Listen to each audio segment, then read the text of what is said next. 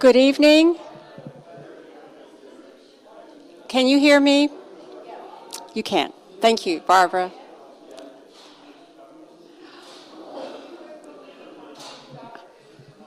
We have a lot of conversations that we'd love to continue, and that's fine, but we really want to get started. And for the people online, my name is Stephanie Ford, Minister of Christian Formation here. And tonight we have the wonderful honor of having our representative, Allen, I wanted a refresher on his last name, Buansi. So first I'm going to offer a couple of announcements, and then Marcus has one, and then I will offer a prayer as we begin our time. We have another Wednesday night coming up with the wonderful Trashy Women. Linda and Karen are giving us a refresher on composting. They're also cooking the dinner. So if you don't want to do that, I don't know what, because composting is probably, to me, the single best way to return our stuff to the earth, because so much recycling gets lost, and we have a wonderful composting program here. And I've gotten so bad as to try to compost in restaurants, but Deep Mall always says, don't do that. So, but one day I'll be carting around big boxes of compost. You know, our beautiful March newsletter is out, and I was just so surprised at the wonderful pictures of the pancake supper. So I hope you've had a chance to look at it.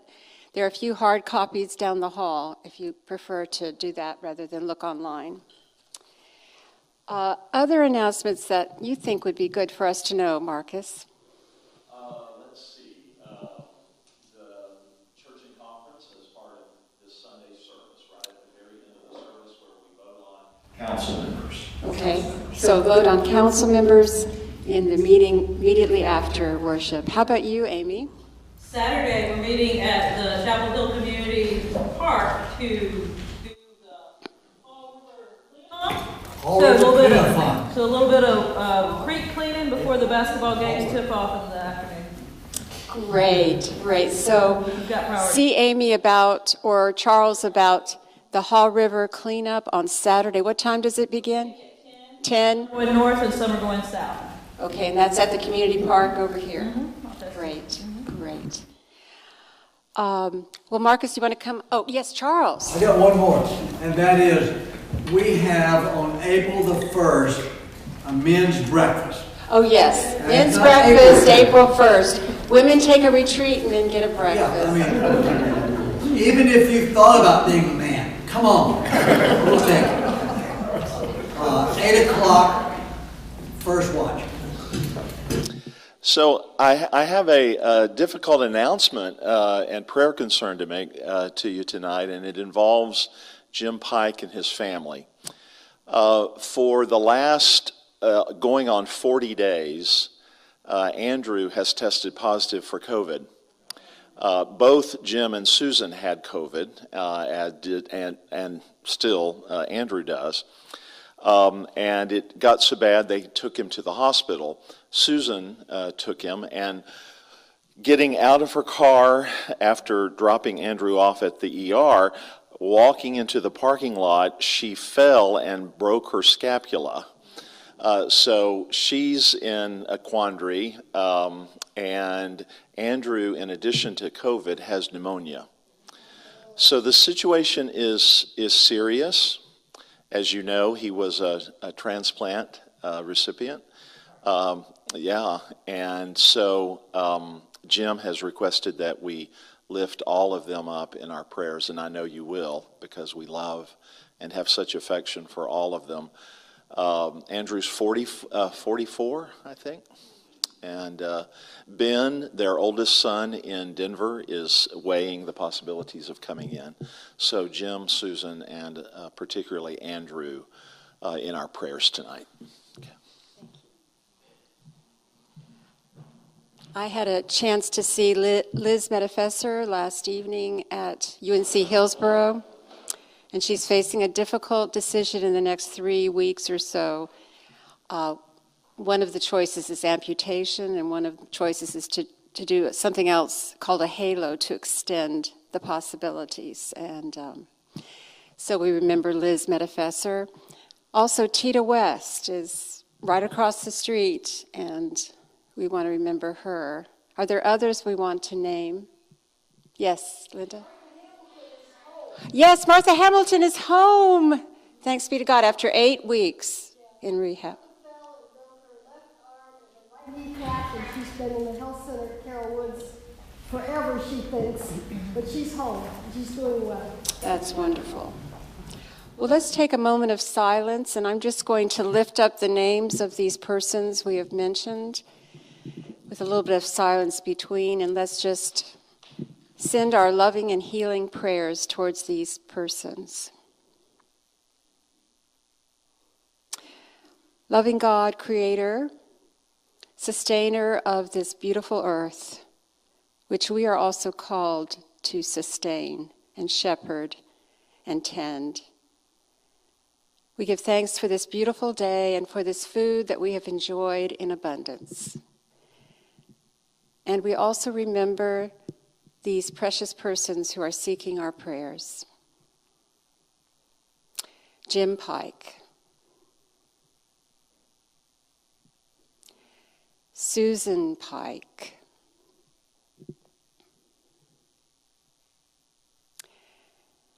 Andrew Pike,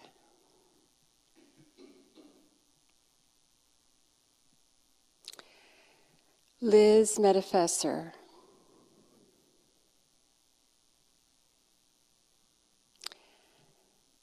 Tita West. And we give thanks for Martha's homecoming and her health restored. And tonight we also give thanks for our retired but very present Verla Insko, and for the joy of getting to meet the person who has followed in her legacy. We give thanks for these things in Jesus' name. Amen.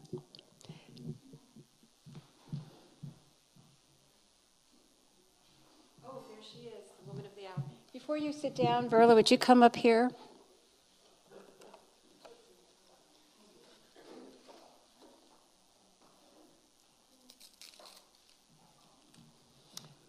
We want to honor you with a corsage for your years of service and the joy of that continuing with that. Okay, thank you very much.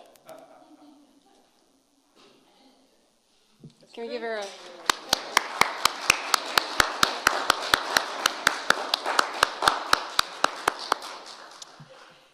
And I think rather than my giving an introduction to Allen and more, I think we want just to hear from him, right?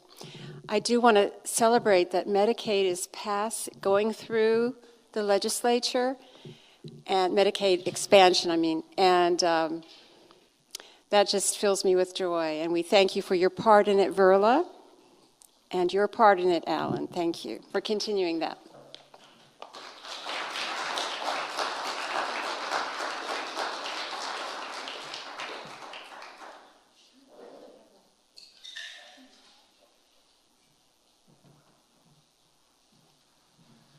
Good evening.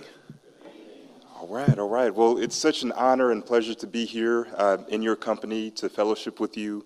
I first off want to thank Minister Ford, Minister McFall for inviting me to be in this space with you. Thank each and every one of you for welcoming me in.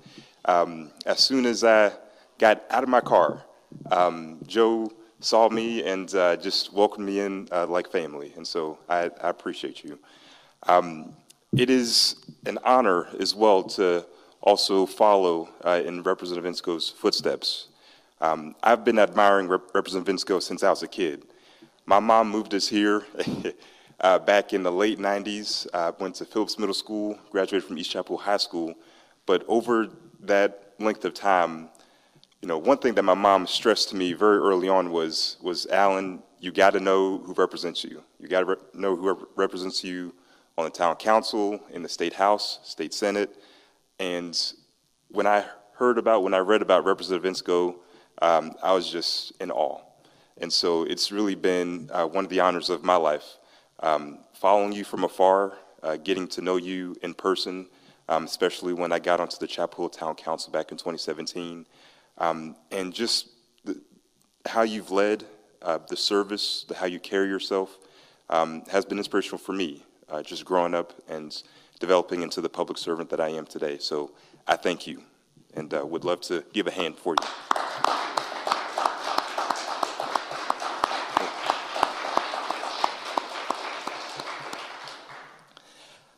Also want to say that, I mean, this church, it's a church, so it's hallowed ground anyway, but you all have been leaders. I think back to Pastor Seymour, who really set the standard for what a church ought to be, especially in the South.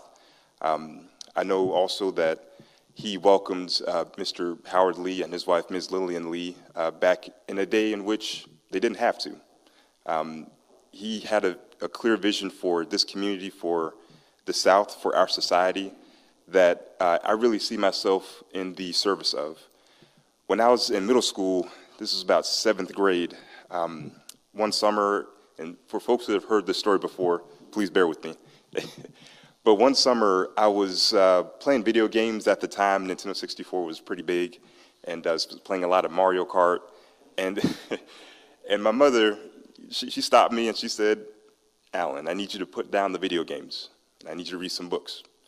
And so she did one of the greatest things she could have ever done for me. She gave me books to read about the late Congresswoman Shirley Chisholm, and then about the late, great Justice Thurgood Marshall.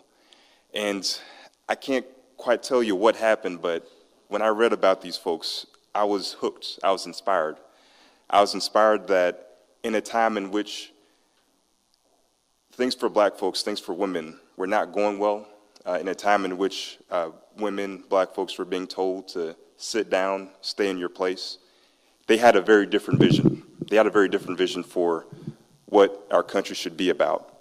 And despite the numerous death threats that I know each of them faced, despite all the adversity that they faced to get to where they wound up going to, they stayed the course. And they not only stayed the course, but they brought in other folks to run that course with them. And the vision that they had for a society in which women, black folks, people of color, all have an equal opportunity to succeed, to thrive, to be together, along with white folks, to advance our country, that was inspirational for me. And so I decided that summer, after reading about them, that I want to serve that vision. I want to follow the tracks that they've laid out. And I want to live in the service of making our society the best it can be, to making it actually realize the American dream. And so it was at that point I actually decided, or more, I felt a calling to be a civil rights lawyer. And so, between that point to the time I went to college, it seemed like every step along the way, the signs that I was getting from God and from my family and from everything around me, the signs that I was getting was go into civil rights. Do whatever you can to advance our society, because, when it came to racial justice, when it came to justice for LGBTQ Americans, when it came to justice for anyone who had been historically discriminated against, there's just so much work to do. And in my mind, for me to just kind of sit back or to do something else was really not going to be helpful. And so that was how I felt fulfilled, was to pursue that path and to do things in high school, to do things in college, to do things after college that were in the service of that mission. And so I was thankful to go to a college up in the Northeast called Dartmouth College, where I learned a lot from folks who thought very differently than me. I can remember one of my mentors at the time, the late Dr. Dottie Holland. She was chair of the anthropology department at UNC. She was very fearful. She said, "Allen, don't go to Dartmouth." And I said, "Why not?" She said, "Because you will be indoctrinated. You will be indoctrinated with a way of thinking that is regressive, that is very conservative, that I'm just afraid that you'll get turned. And my response to her was, well, Ms. Dottie, I've been around a lot of folks who are progressive thinkers in Chapel Hill. I think I ought to be around folks who think a little differently than me, so that I can be able to engage in a productive way and make change. Because folks like Thurgood Marshall, folks like Shirley Chisholm, they were conversing and working with a lot of folks that didn't think that, they should have been where they were. And so the least I could do was to try to be around folks who thought differently than me. And so went up to Dartmouth. I got that experience in droves. From when I walked onto the football team to talking with a gentleman across the hallway from me when I was rooming in a dorm, a gentleman who was a U.S. Olympian skier who was from Utah, who grew up Mormon. This was back in 2005, so this is on the heels of the 2004 presidential election. But I can remember we had a conversation in which he said, "I'm so glad that the lesser of two evils won." He was talking about W. Bush winning re-election. And I said, "What are you talking about? What are you talking about?" And he was like, "I'm so serious. The way that I've grown up, John Kerry was just evil." And my initial reaction was to, deny all that, to shut him down. But then I thought back to, why I went to Dartmouth in the first place, which was to engage with folks who thought differently than me. And so I started asking questions. I asked him about his upbringing, asked him about where he was from. And, in the course of asking questions, really because I was curious, I was just, curious about how he had arrived at, the beliefs that he had. I mean, he talked about how he had grown up Mormon. He talked about, what that meant for him, kind of the ins and outs of his faith. He talked about not having actually engaged with a black person until very late in life, until, maybe a year or so prior to us actually meeting and talking. He talked about his experience, training as an athlete for many, many years. And, in terms of his schooling, that was something that I think he was homeschooled. So, he wasn't necessarily around, a lot of people growing up. And so in the course of that conversation, it kind of clicked for me that there are folks like this gentleman that just have a very different upbringing than I do, who've grown up in a very different community, family than I have. And realizing that, I tried to figure some things that we could agree on, draw some common grounds on the importance of hard work, on the importance of having a kind of worldly experience, going to other countries. We found, common ground in taking value in sports and in what sports can do for you and in your life and your family. And I wouldn't say that he changed my mind or I changed his mind, but certainly for me, I just got a much better appreciation for him as a person and how he came to have the beliefs that he has. And so I say that all to say that, that was a pretty formative experience for me. It was formative as I, played 1 year football at Dartmouth and I encountered more people who, thought the way he did. It was formative for me as I went into the world after college and,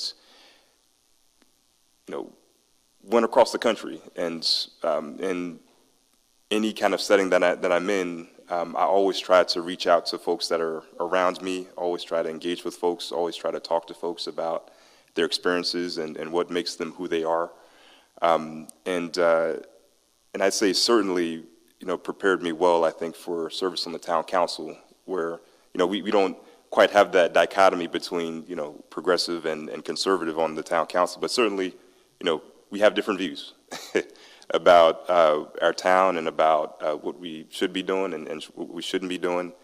And then certainly in terms of the state house, where, we definitely have that dichotomy between progressives, conservatives, Democrats, Republicans.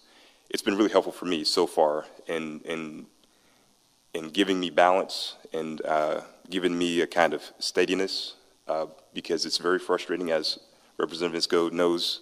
it's very frustrating to be in a minority and to be in a space where you see the folks who are in power making rules that I certainly don't think are fair or transparent.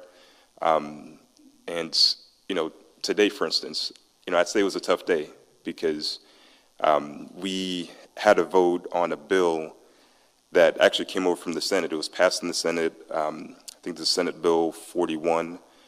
This was a gun omnibus bill. This was a bill to repeal the pistol purchase permit requirements. This was a bill to allow folks to carry firearms into a lot of different public settings where previously they were. Right now they can't. And we had 4 Democrats who wanted to offer amendments to improve the bill. But at the outset, they were shut down. I remember the speaker got up in front of everyone and said that these amendments, we're not going to have a debate on them. And he explained how he could treat them. He could, cut off debate entirely, but he didn't want to. But in effect, we weren't allowed to present improvements to these bills to try to address the scourge, the epidemic of gun violence. And that was very frustrating to be on the floor and to see colleagues shut down and to not have our voices essentially heard. And so, in a frustrating day like this, and I actually had to come straight from Raleigh here, so I had to get my mind right. But, it's humbling to serve in Raleigh. One, because of the community that raised me, the community that I've come up in Chapel Hill, Carrboro.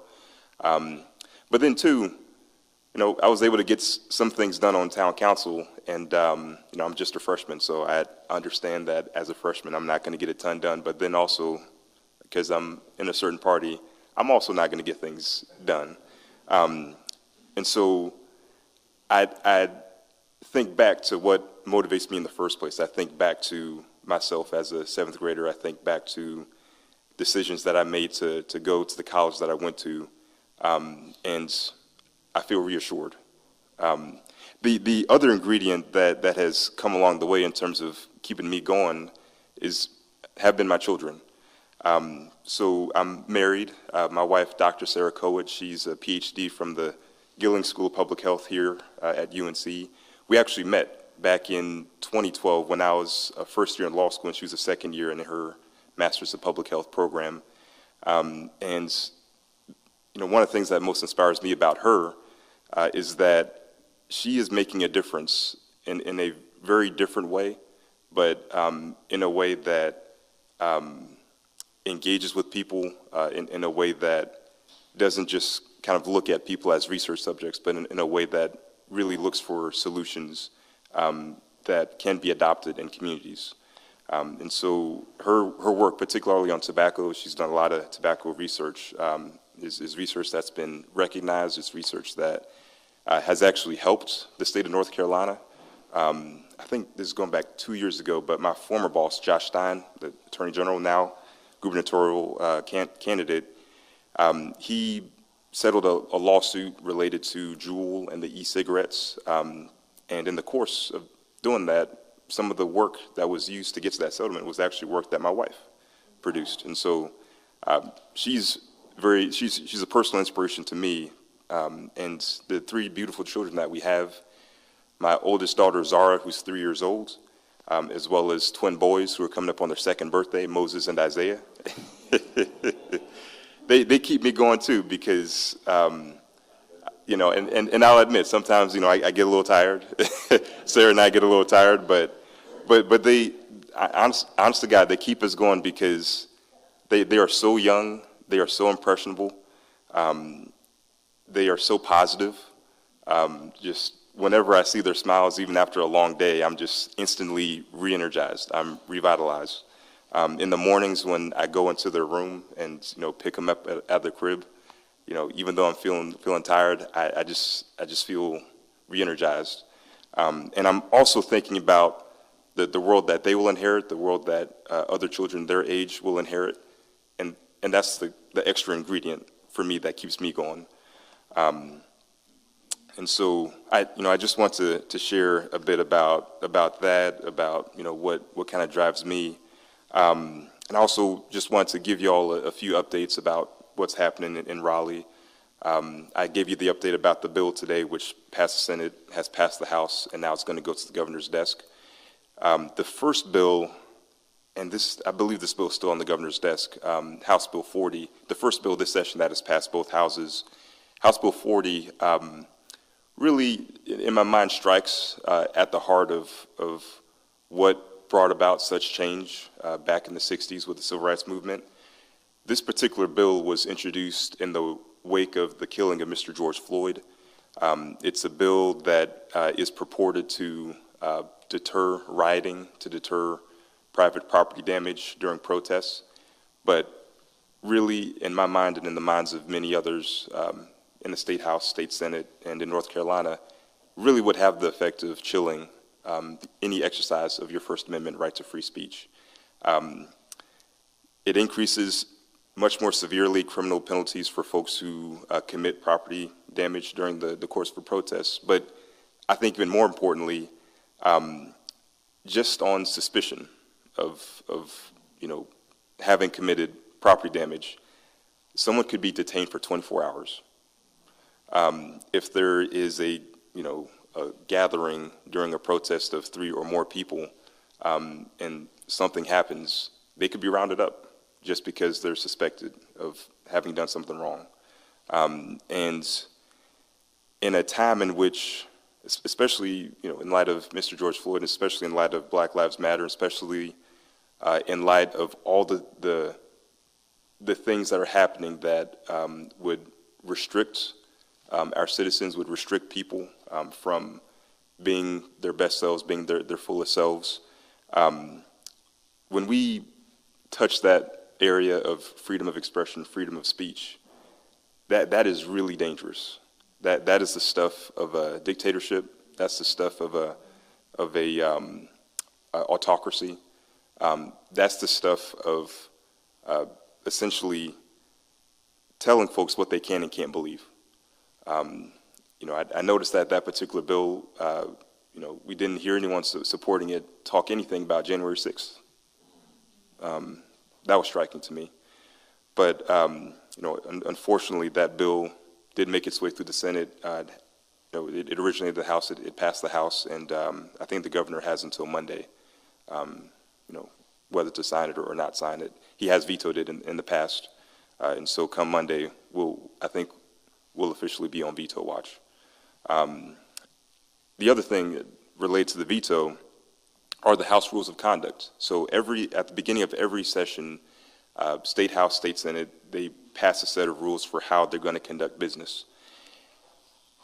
And one major difference between the rules that were introduced between this session and last session, is that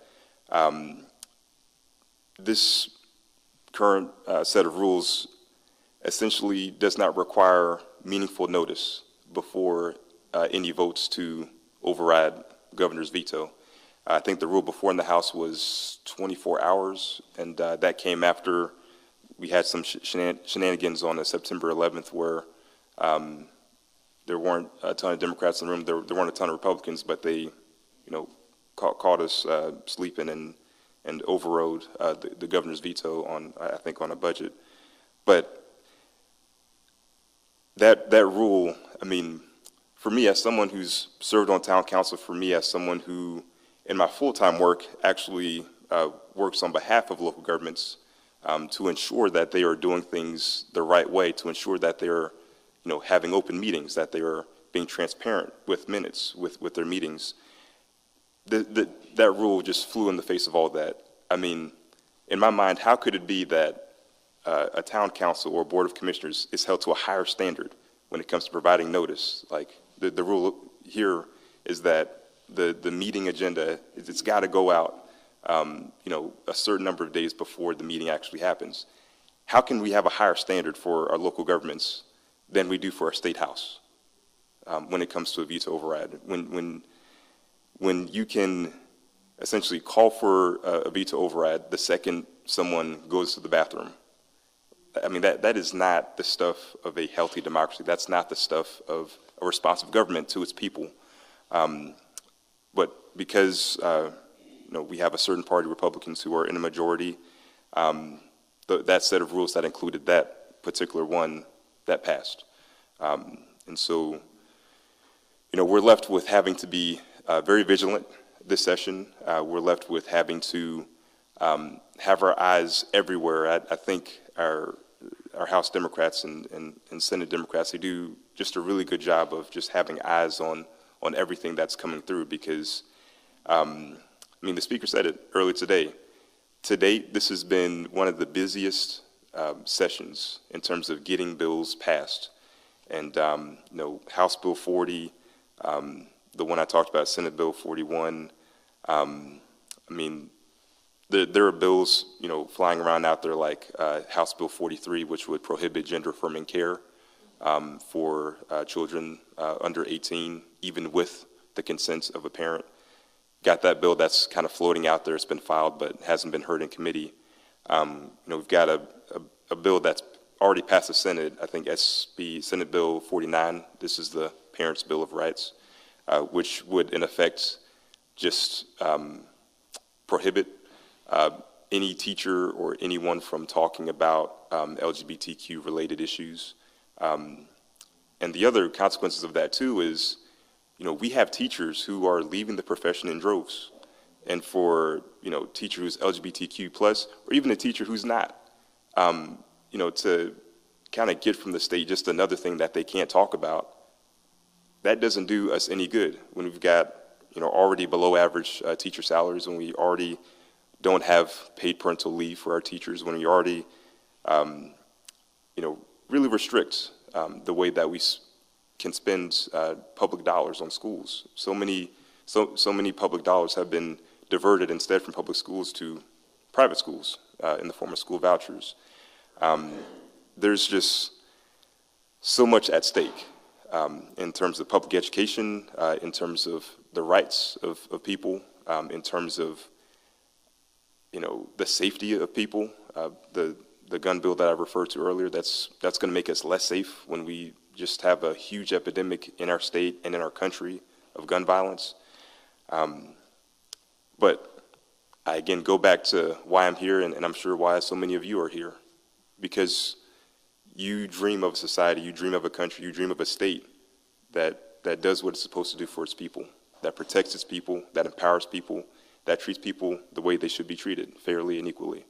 And so, with all that said, I don't want to just talk at you. I also want to welcome some questions that you all have, any thoughts that you all have as we go along. And I thank you for allowing me to be here in your company. So I'll open it up. Charles. Yeah, Allen, I just would like to have your reflections on the recent change in the Democratic Party in North Carolina. Just your observations of that shift and what that may mean for the party that you represent. Absolutely, yes, great question. So we got a new chair, Ms. Anderson Clayton, who is in her mid-20s, quite historic. And I had an opportunity to talk with her back in January when she was running, and then again since the election. And I love the energy that she has, and the vision that she's articulated about empowering people from local elections to state elections to national elections. I appreciate that, because one thing that I realized running for town council, being on town council, is that the engagement rate, the voter turnout rate is so much more depressed than it is for even numbered year elections, midterm elections, presidential elections. And so I appreciate her also highlighting that and highlighting the importance of voters going to vote every opportunity they can.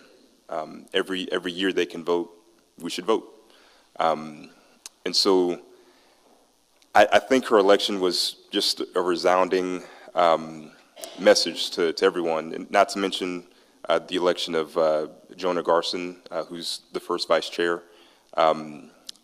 It's just a resounding message, I think, to folks in the party, but also folks in the state overall, that we need to do things differently.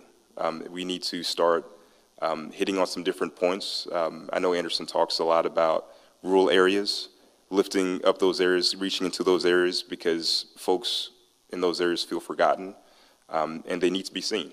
And we need to communicate the message that we see you, we hear you, and we want you to be a part of this. And so it's an opportunity. I think it's a great opportunity to get some more folks into the folds, and to, more importantly, have folks feel assured that their voice does matter. And because their voice matters, we need them out the polls.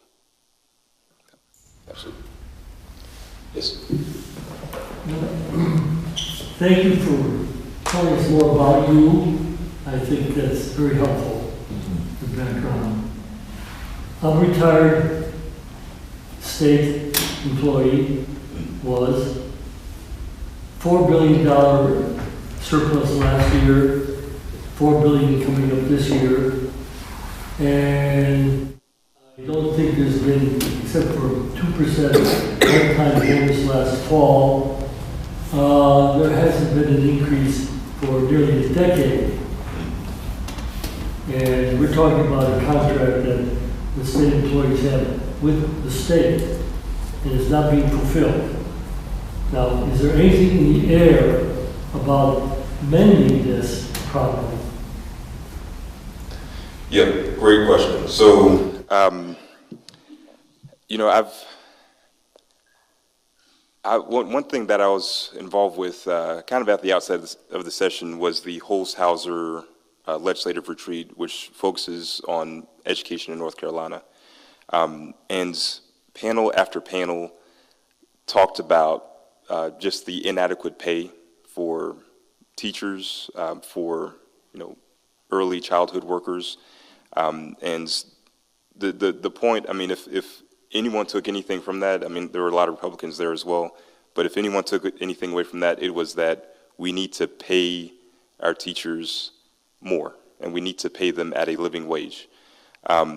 In terms of state employees, kind of overall, haven't heard so much discussion about that, but I will say that one of the committees I sit on, it's the Appropriations for Health and Human Services. Our Department of Health and Human Services, in every presentation that they've made to the committee, they have said time and again, we are dealing with a significant vacancy rate, I think about 30% vacancy rate. We have shortages of people who can care for folks who are in vulnerable situations, to care for folks with intellectual and developmental disabilities, to care for folks who just, they need the help. And you know, I'm hopeful that the budget that will ultimately gets rolled out will reflect, you know, some of what has been said over and over again, which is that state employees, they need much higher salary increases. And I'll add to that, you know, based on my experience with the local government retirement board trustees, where we had joint meetings with our state, you know, teachers, retirement board of trustees. I mean, the cost of living adjustment, I mean, that hasn't been raised in many years. And we badly need to increase that for the sake of, one, rewarding the people that have devoted so many years to bettering our state, to serving our citizens, but then two, you know, to also recruit folks into the field so that we can continue to deliver excellent services for our citizens and for our people. And I haven't heard any talk about a COLA increase, which is a disservice to me. But you know, rest assured, you know, I have been having conversations with folks to reiterate the need to treat our state employees better, not just with salary, but also with retirement. Does that answer your question? One other thing is a lot of votes out there. Do they remember? Yep. You are right. A lot of them, yes. Yes, ma'am. It might be better to, excuse me, to ask this question maybe a year from now. But with Congress having pushed aside universal pre-K education, so far anyway, that seems to be what's happening, is the state doing anything to expand pre-K education at all? I know it exists, but there are thousands of kids still left out. It's certainly not universal. So is there any noise at all about, at the state level, providing something that Congress is evidently not too inclined to do yet? Great question. So last Friday, I believe, there was a press conference by the Early Childhood Education Caucus, which is a bipartisan group of legislators. They announced several bills that would address the kind of drop-off that we would most certainly see with COVID dollars running out, and then there being just a really significant gap in terms of for instance, child care centers being able to provide their teachers the same kind of salary that they're making now, which in my opinion is still not enough. But I know that bills have been introduced and I think likely will be incorporated into the budget that address the potential gap the gap that would emerge if the state just doesn't do anything, after the COVID dollars drop off.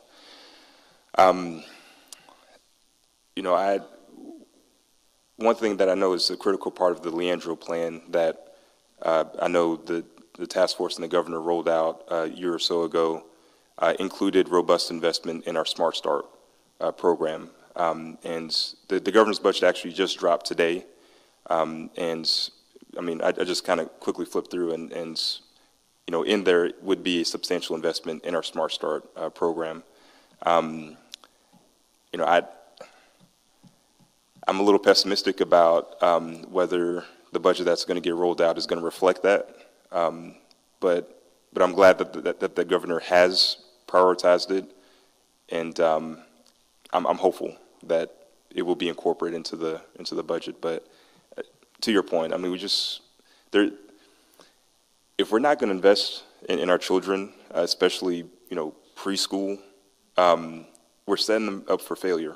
I mean, we can't expect. I mean, with all the jobs that are coming in, I mean, we can't expect to have our children fill those positions if we don't start early on in preschool. And I know that point was made during our Holzhauser retreat. I'm hopeful that it'll resonate in the form of budget. Yep. Thank you. Yes, ma'am. Dan said, I too am a retired state employee. The last time we had a COLA, a cost of living adjustment, was 2009 or 2010. I'm pretty sure it was 2009. And this past fall, we did get a 3% bonus, but as you know, the bonus is a one-time thing and then it's gone. And you compare that to an 8% inflation rate at a point in time last year, we are losing big time. I'm very supportive of active teachers and active state employees, but I think retirees have gotten a particularly bad rap for a long time now. So I'm asking that you let us know how we can help you with this. I've done some protesting and some marching in my day, and I'm ready to do some more of it. Right. Thank you. Yes, I will need your help, and also if you have friends, family in some of these other districts, let's talk. I'll give you my card afterward. Let's talk about that. Thank you. Yes, ma'am. Hey, Allen, I'm sorry I showed up late. And this issue may have come up, but in another venue, Craig Myers talked about the final budget that the legislature will vote on will likely include both Medicaid expansion and a rollback of reproductive rights for women. And at that venue, he said he would not support a budget that included rolling back reproductive rights for women. And I just wonder what your stand is on that. Thank you. Great great question. So my answer is probably not going to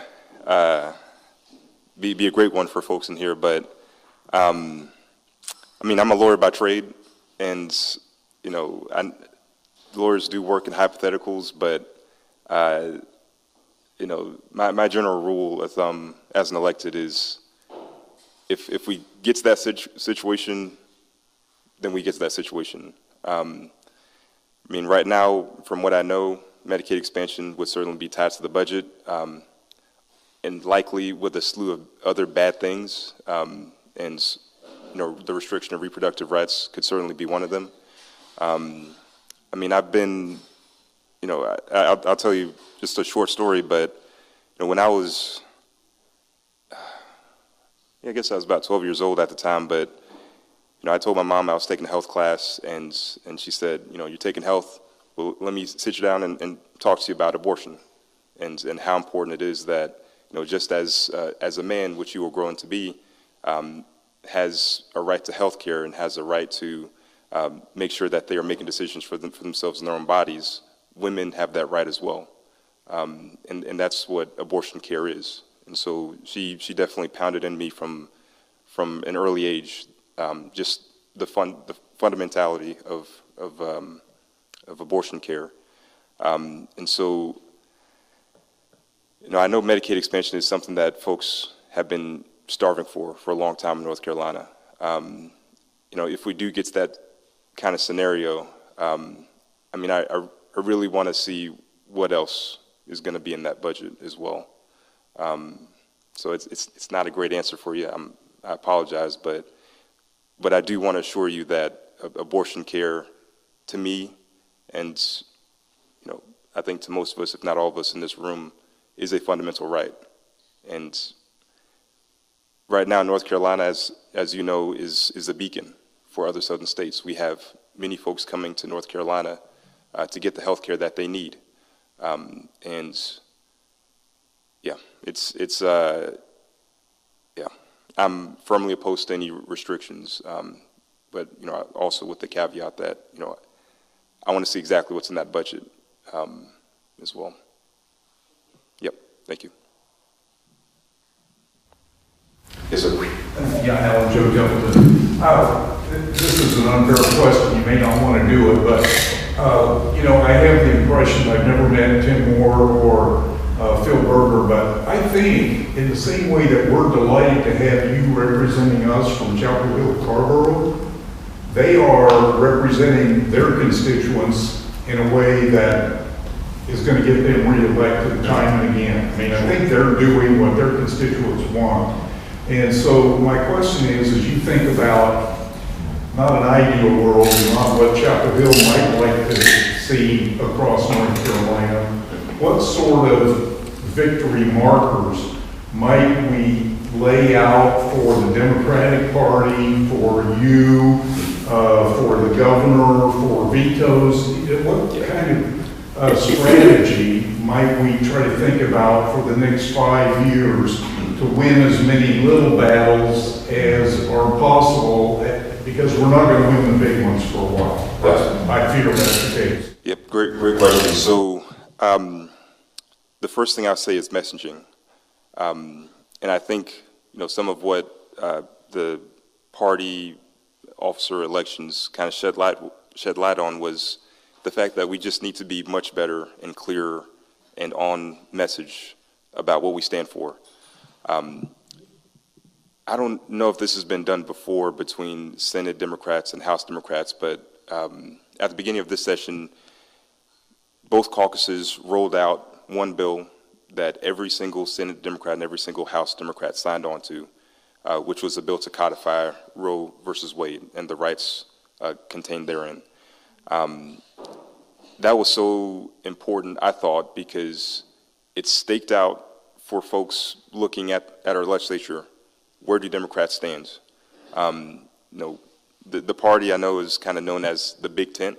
Got a range of perspectives or a range of political views, but for every single Democrat, we had Democrats in rural areas, conservative areas, Democrats in more progressive areas, Democrats in urban areas. everyone to a person signed on to that bill. I thought that sent a powerful message about where we are in terms of our support of reproductive rights and abortion access. The other thing, too, about messaging, last week, similar thing where every single Senate Democrat, every single House Democrat signed on to a bill. This is a bill that I filed last week, the Freedom to Vote bill. Really, in my opinion, just one of the fundamental bedrock principles of what Democrats are about, which is access to the ballot, which is not having arbitrary restrictions on folks' right to vote.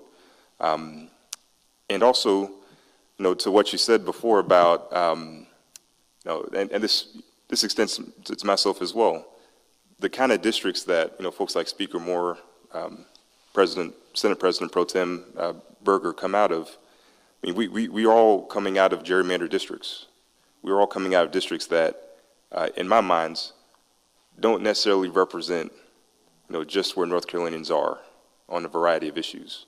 And when you have, really red districts, you're not going to get, in my opinion, you're not going to get an accurate reflection of where North Carolinians are on a slew of issues relating to people's rights, relating to gun violence, all of that. And so, the other thing too about our messaging is that we have to root it in the things that people on a day-to-day basis care about. People care about putting food on the table. People care about sending their kids to good schools. People care about having affordable healthcare access. People care about having an opportunity to work a job that pays well so they can support their families. And so, I mean, moving forward in terms of the kind of messaging that we can do to show our connection to everyday folks is to continue to roll out bills that speak to folks who are trying to live life, who are trying to get by, who are trying to provide for themselves and their families. And I mean, the reality is, to your point, I mean, we're not going to pass legislation over the next 2 years, but what we can do is, if we can be effective in our messaging, I think, particularly with State House and the maps we have, some of the best maps we have had. We did have a bad year in the fall, but I wouldn't say it was because the districts were particularly bad. I think it was because the voters that we need to turn out didn't turn out. And so, with all that said, messaging. Like, I mean, that's what we have to nail down. And if we do a good job with that, we will pick up seats. And, you're right to have the 5-year outlook, because, it may not be realistic to necessarily expect to get a majority, with everything, if everything kind of goes well for us in 24. But what we can do is position ourselves. If we can gain seats in 2024, that's going to set us up for 26 and 28. I love something that someone earlier said about, like, getting out there. I mean, we need folks to get out there and door knock. We need folks to get out there and talk to people, meet people where they're at, especially in other districts outside of Chapel Hill, Carrboro. I think the more that we can also do that while reemphasizing the messaging around, some of the things that we prioritized, I think we've got a good chance. Yes, sir.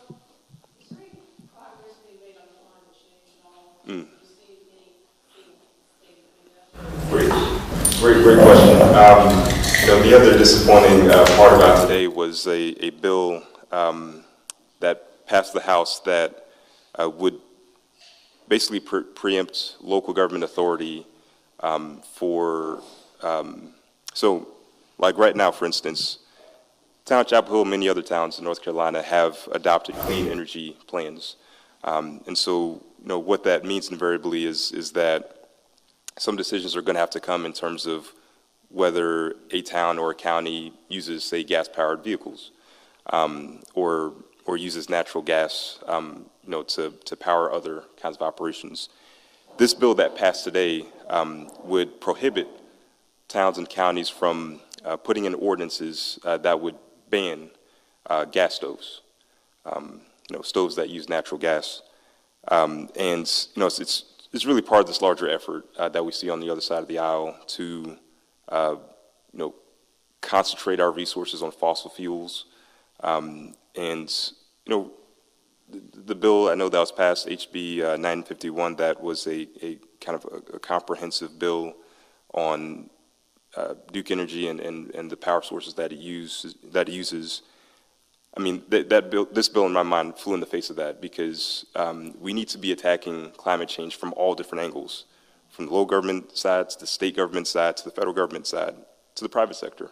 It's going to take all of us to mitigate climate change. It's not going to take just one, you know, instance of that. And so, I mean, from what I've seen so far with that bill in particular, and with some other bills that are kind of snaking their way, you know, the outlook is not great.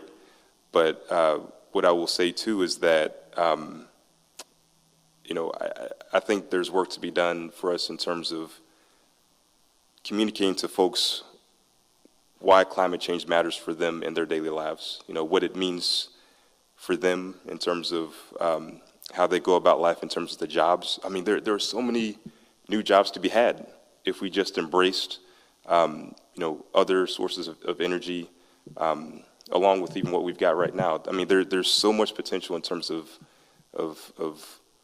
folks, you know, coming up and learning a new craft, or else, you know, raising children to be prepared to go into those jobs so that they can also provide for themselves and their families. I think there's a lot that we can do in terms of the messaging, you know, over the next couple of years. But to answer your question, you know, in terms of the bills that are coming to the floor, they are regressive bills in that regard. But, you know, we'll continue fighting. Yep.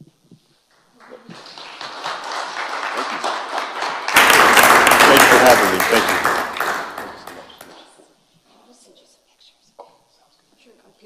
I'm sure folks would like to speak to our representative, and feel free to do so, but we're going to, AA needs to come and get their coffee supplies, and we need to honor our time commitments. So we thank you for being here, Allen, and I'm still learning your last name, so I'm not going to butcher it right now. Okay, thank you.